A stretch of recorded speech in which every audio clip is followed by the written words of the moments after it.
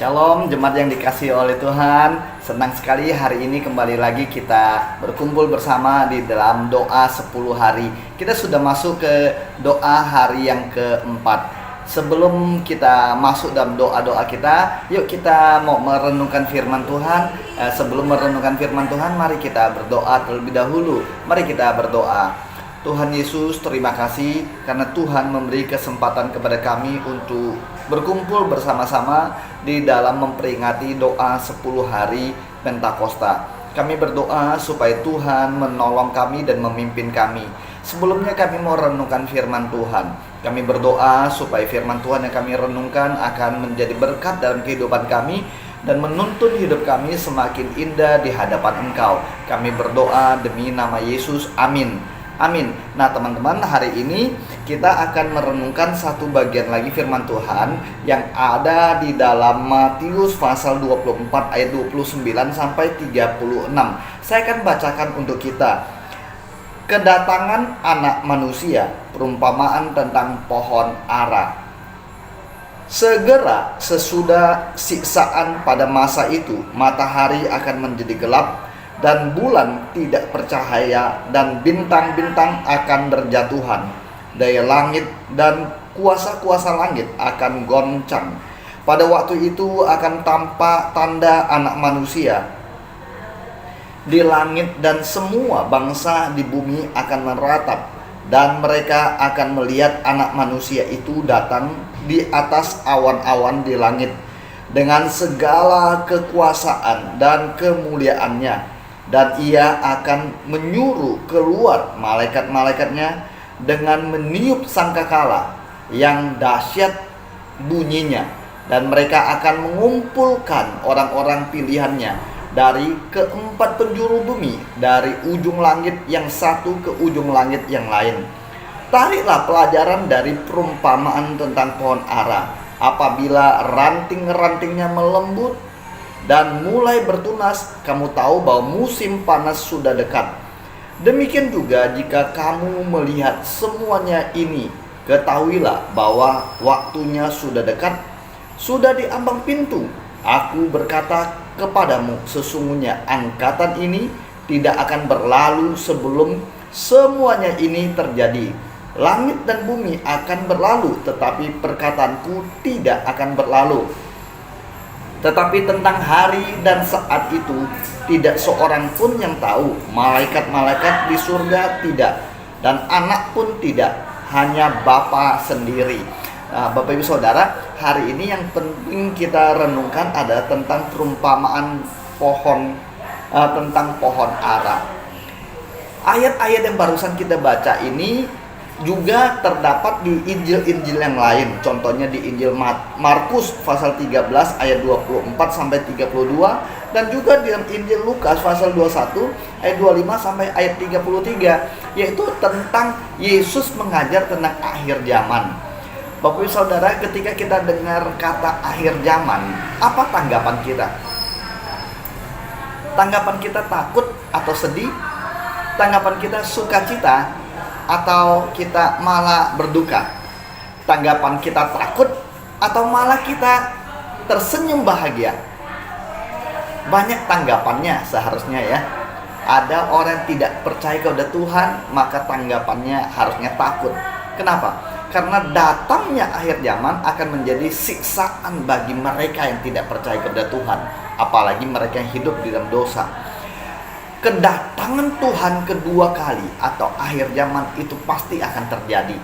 Tapi kapan waktunya, tidak ada satu orang pun yang tahu kapan itu akan terjadi. Bahkan tadi ayat yang terakhir kita baca, tetapi tentang hari dan saat itu tidak seorang pun yang tahu. Malaikat-malaikat di surga tidak, dan anak pun tidak, hanya Bapa sendiri. Tidak ada yang tahu kapan Yesus akan datang kedua kalinya. Akhir zaman itu kapan terjadi, tidak ada yang tahu. Kalau demikian, bagaimana kita mengetahui kapan hal itu akan terjadi? Kita mengetahui hal itu akan terjadi. Yesus memberikan satu perumpamaan tentang pohon ara.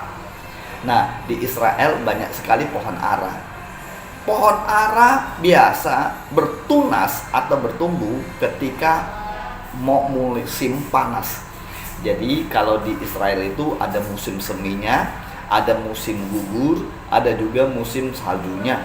Nah, Bapak Ibu Saudara, ketika musim salju, maka semua tanaman mati. Semua tanaman seolah-olah mati. Tapi setelah itu ada tanaman yang akan mulai bertunas, yaitu pohon ara. Pohon ara yang akan mulai bertunas dulu. Nah, pohon ara yang mulai bertunas ini menandakan bahwa akan datang masa panas. Nah, pohon ara kalau sudah bertumbuh, bertunas, kemudian bertumbuh, maka musim panas datang. Dan pohon ara punya ciri khas, daunnya lebar. Nah, orang-orang bisa berteduh di bawah pohon ara ini ketika musim panas terjadi. Bapak Ibu Saudara, lewat perumpamaan ini Yesus ingin berkata, kita memang tidak tahu kapan datangnya hari Tuhan atau kedatangan Yesus kedua kali. Kapan akhir zaman ini terjadi. Tapi kita bisa lihat tandanya, seperti orang Israel melihat tanda musim panas lewat pohon ara yang bertunas. Begitu juga dengan kita bisa melihat tanda-tanda kedatangan Tuhan Yesus kedua kalinya. Lewat apa tanda-tandanya? Tadi di ayat yang 29 dan selanjutnya sudah menjelaskan bahwa akan ada matahari siksaan, ada matahari menjadi gelap, bulan tidak bercahaya. Pada waktu itu kan tampak anak manusia datang. Nah, di atas langit ada tanda-tandanya. Tanda-tanda zaman itu bisa terlihat lewat matahari, bulan, kemudian siksaan, ajaran sesat, nabi palsu yang akan datang.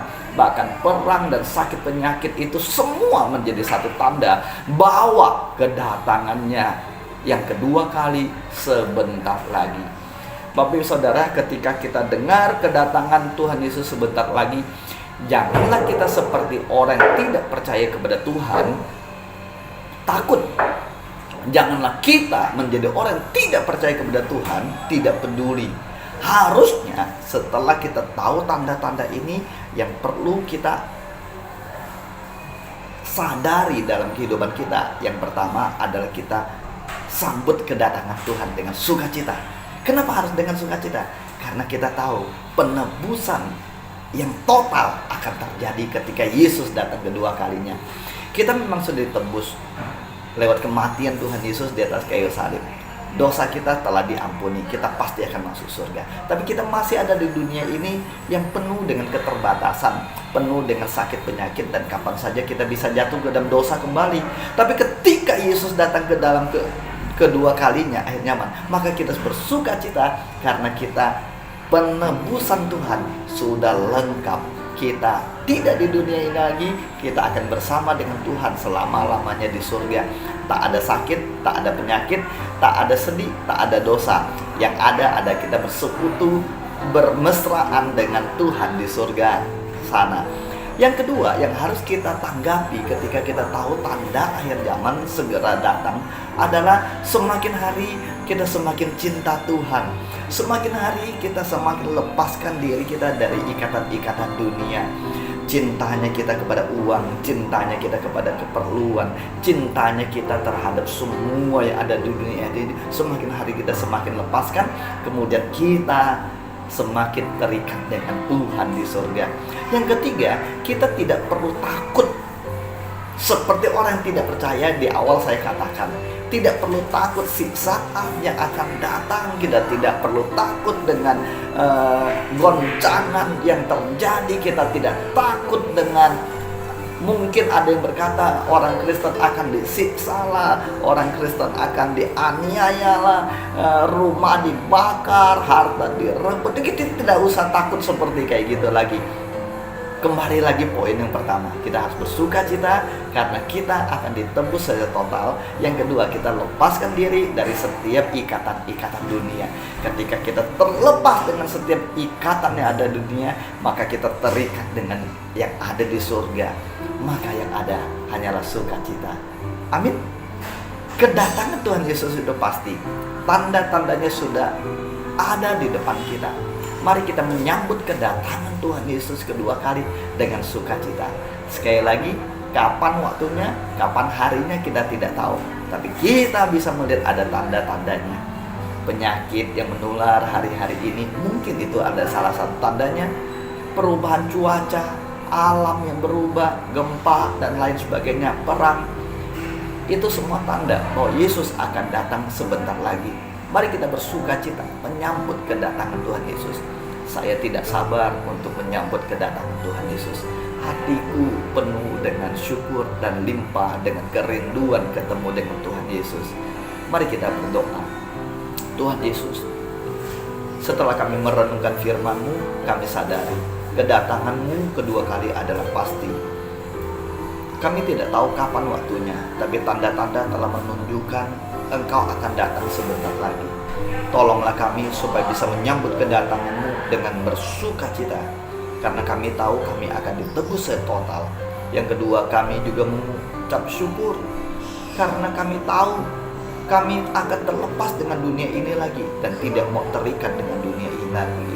Dan kami juga tidak mau takut dengan siksaan, karena kami tahu Tuhan beserta kami, tidak ada bisa memisahkan kami dengan kasih Kristus. Kami mengucap syukur untuk semuanya. Kami berdoa hanya di dalam nama Tuhan Yesus. Amin.